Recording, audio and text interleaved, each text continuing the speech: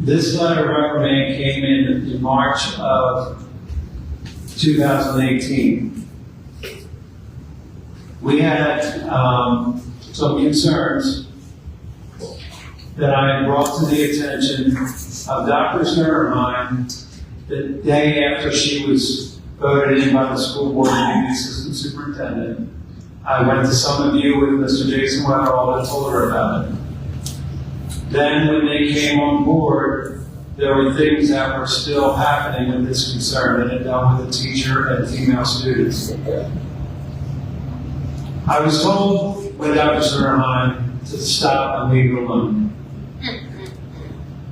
I didn't stop and leave it alone. In 2018, I sent them an email, and it was before this letter of reprimand came to me. And I basically said that, forgive me, but I don't want to. I told them that again, I had voiced this concern before, but I wanted to give them more information about it. And it wasn't a concern about this one individual student. This was just another student who had things between them and this teacher. So I put out this email about that. At the direction of Officer Gordon, the school district police officer, I put a lot of emails to them dealing with this situation. Officer Gordon was also working with someone at the district attorney's office behind the scenes to get this situation taken care of. Because as a law enforcement agent, he knew it was serious and he knew it wasn't being acted on. But I continually told my supervisors about this, and they did not want to hear it. Then I got this first reprimand letter for, again, a situation that I was trying to protect the district from the federal government coming at us. And again, I knew the seriousness of it because I worked with Dr. Bill on it, and I knew Mr. Goldman was involved as well with that.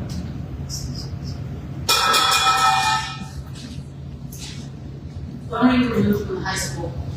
I was removed from the high school the end of the 2021 school year. In that year, this concern that I just mentioned in 2018, things had continued. But that year, a little more had happened with the student and that teacher. And that young lady and her family were brave enough to report the situation that was going on. They reported it not only to the guidance counselor and myself, but they reported it to the Office of Civil Rights, and then a little later reported it to the Pennsylvania Department of Education. I had to participate in many interviews, hours long sometimes, with the Office of Civil Rights and Pennsylvania Department of Education. I had to turn over piles of emails to those agencies as well that were going against Dr. Sterner Hine, Dr. Kline, and also the teacher. I was never given a reason why I was removed from high school. I know how the school was performing. I know I got a distinguished rating that year because of how we were performing in our building level schools. But I was never given a reason why I was removed from there. But I do know that I was participating in investigations that were against my supervisors. And then I was moved. I was also told by Dr. McCallum later on, she knew 6 months ahead of time that I was leaving and she was going there. They called me over to Dr. Kline's office by a secretary saying, get over to Dr. Kline's office to know what you're doing next year. He was out of nowhere. I sat down. Dr. Sterner Hine was to my left. Dr. Kline was in front of me. And then our HR consultant, Kathy McCool, who was also, I believe, being under investigation with those agencies, were sitting there. Dr. Kline told me I would be moved to Suffolk.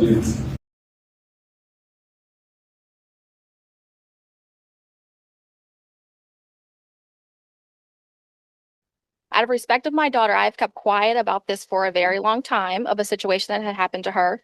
But given the situation with Mr. Pappas, I think we owe it to him to make some things known. So there was a situation February of 2021 when my daughter at the time, she was in 9th grade, a victim of a male teacher being inappropriate with her. If I may add, there are several complaints of other students over the past 14 years regarding the same teacher. She reported the incident to her guidance counselor, Monica, that she had at the time, and Mr. Pappas. They immediately took action and reported this to Rita. At the time, she was the superintendent. And Tod Kline was the prior superintendent. Long story short, no consequences ever became of the incident from the school district or the 10 plus other students who, to my knowledge, have apparently reported the same male teacher over the past 14 years. I reported the incident also to 2 outside agencies since apparently the superintendents could have cared less. To my knowledge, the investigation started when the investigation started, which was about a year later after the incident. To my knowledge, at the time that teacher resigned and the superintendent at the time apparently retired. Also, to my knowledge, the current superintendent was still being investigated as well in that process, which Mr. Pappas had to participate in helping her with the investigation. To my knowledge, the investigations are still ongoing with those outside sources. And out of respect for my daughter, I'm not going to go into the detail of all the trauma that it caused her for years. But just imagine being a student that this happened to, and every day you have to go to school in fear of running into this teacher or have other teachers talk, gossip, or even spread rumors that are not true about you. My daughter also had confided in another teacher who was a female, and my daughter told her about the incident that happened with that teacher. And the teacher's response to her was, "I don't believe," meaning the male teacher, would ever do something like that. My daughter felt as if she was the one being punished. She had to drop out of her one honors class that year because that was the only teacher who taught that class. And obviously, given what she experienced, she wasn't going to remain in that class. As well as some of her teachers treating her differently for speaking up about what a teacher did to her, my daughter was an honor student, respectful, never in trouble, honest, and quiet. She's now in college. She also made the dean's list. And anyway, the only 2 people who ever stood up for my daughter were Mr. Pappas and Monica. They were constantly being retaliated against by the superintendents over this incident. Mr. Pappas still to this day. One of his punishments were, for speaking up, his transfer to Summit View the following year. And Monica, the guidance counselor, her punishment was that she was not going to be allowed to return the following year or apparently ever be able to work in the school district again. Perfect example of how doing the right thing and speaking up for the student results in being retaliated against by the superintendents. If you speak out and it has something to do with someone that they are friends with, you're the one who did wrong and you become the target.